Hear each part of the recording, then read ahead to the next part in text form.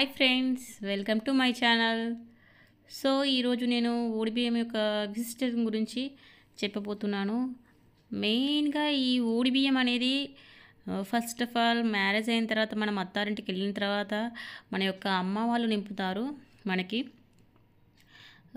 అమ్మ వాళ్ళు నింపుతారు. అమ్మ వాళ్ళు లేని పక్షంలో అన్నదమ్ములు లేని పక్షంలో మామయ్యలు, మేనమామలు, బాబాయిలు కూడా నింపుతారు. మెయిన్గా మనకైతే పుట్టింటి వారి నుంచి ఓడిబియ్యము రక్త సంబంధం నుంచి వచ్చిందై ఉండాలి. ఏ పరమాత్ముడు దేవుడు వచ్చి ఓడి నింపినా కానీ అదంత ఇంపార్టెన్స్ని సంతరించుకోదు. సో ముఖ్యంగా పుట్టినింటి వాళ్ళు ఈ ఆడబిడ్డకు ఓడిబియ్యం నింపడం వల్లనే చాలా బాగుంటుంది. అది మంచి విశేషం కూడా. ఎంతో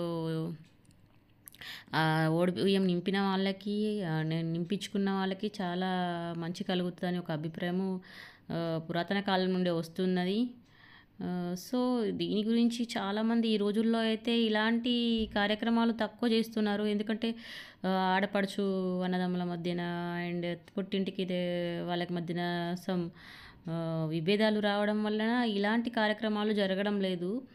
బట్ దానివల్ల ఆడపడుచు చాలా బాధపడిపోతుంది. ఈ బాధపడకుండా ఉండడానికి జస్ట్ మనము అప్పుడప్పుడు ఏమైనా విభేదాలు వచ్చినా బట్ వాళ్ళకి మాత్రం అట్లీస్ట్ 5 సంవత్సరాలకు ఒకసారైనా ఈ ఓడిబియ్యం నింపడం అనేది జరిగితే మీకు బాగుంటుంది, వాళ్ళకు బాగుంటుంది, ఆడపడుచు కూడా బాధపడకుండా ఉంటుంది. మెయిన్గా ఈ ఓడిబియ్యం అనేది మామూలుగా దాంట్లో ఏమి ఉండదండి. 5 అనే సంఖ్యతో స్టార్ట్ అవుతుంది. 5 ఏమీ లేని వాళ్ళు 5 గ్లాసుల బియ్యం కూడా తీసుకొచ్చి పోయొచ్చు. మామూలుగా మా సైడ్ అయితే ఒక 5 కేజీస్ బియ్యము అండ్ నెక్స్ట్ 5 అనే సంఖ్యతో కాబట్టి 5 కుడకలు, 5 ఖర్జూర పండ్లు, 5 పోకలు అండ్ 2 బ్లౌజ్ పీస్లు ఇవి పెడతారండి. మెయిన్గా కొన్ని చోట్లలో అయితే తమలపాకులు అండ్ నెక్స్ట్ బెల్లం ముక్కలు యూజ్ చేస్తారు. ఈ పోసేటప్పుడు కూడా మనకు ఫస్ట్గా పసుపు కుంకుమ మన హస్బెండ్ పక్కన కూర్చోబెట్టి పెడుతూ అండ్ నెక్స్ట్ ఒక 5 ముత్తైదువులు వచ్చి ఫస్ట్ మన హస్బెండ్కి పక్కన కొంచెం ఆనించినట్టు చేసి మనకి పోస్తారండి.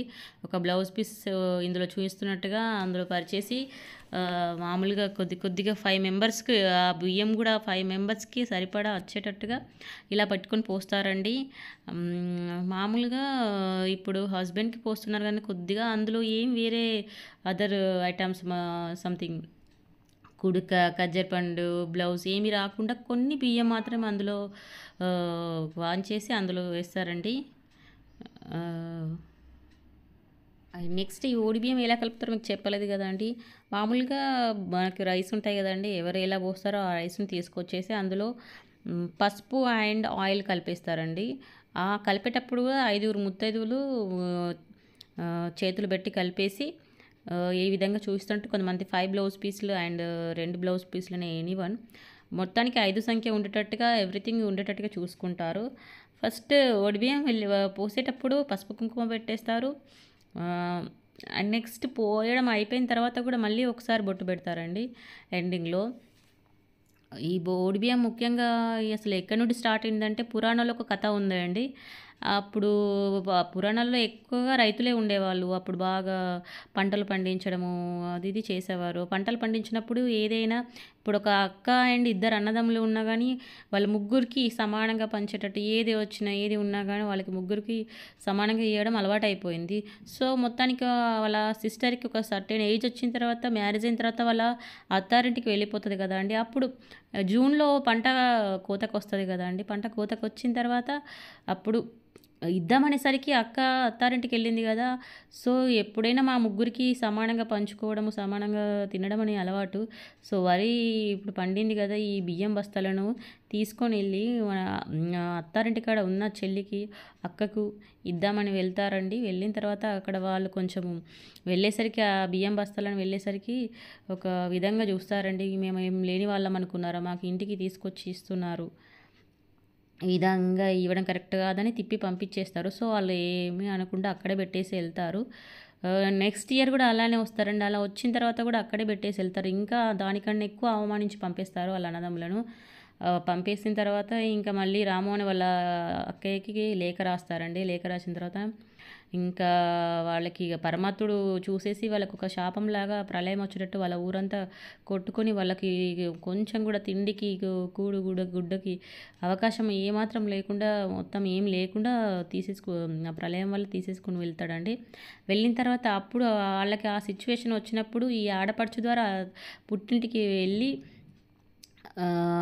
అక్కడ అడగమనే అవకాశము ఇస్తారండి. అప్పుడు ఆడపడుచు వాళ్ళ ఇంటికి గడప దగ్గరికి వెళ్ళి కొంగు చాచి అక్కడ ఉండి అడుగుతుందండి. అప్పుడు వాళ్ళు ఆడపడుచుని సగర్వంగా ఆహ్వానించి వాళ్ళు ఇచ్చే సాంప్రదాయాలను గౌరవించి అప్పుడు ఓడిబియ్యం అనేది పోసి పంపుతారండి.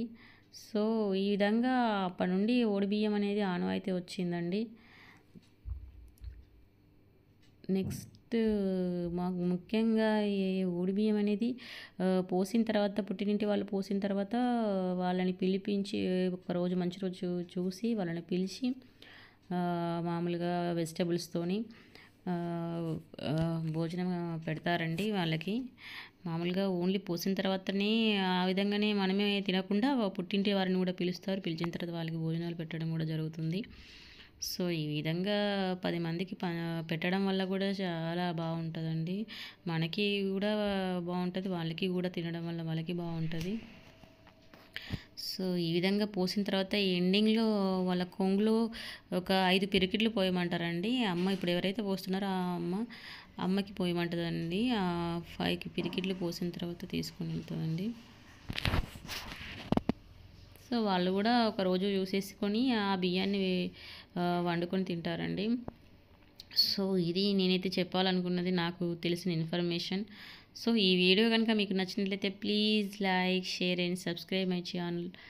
Okay, bye friends, bye.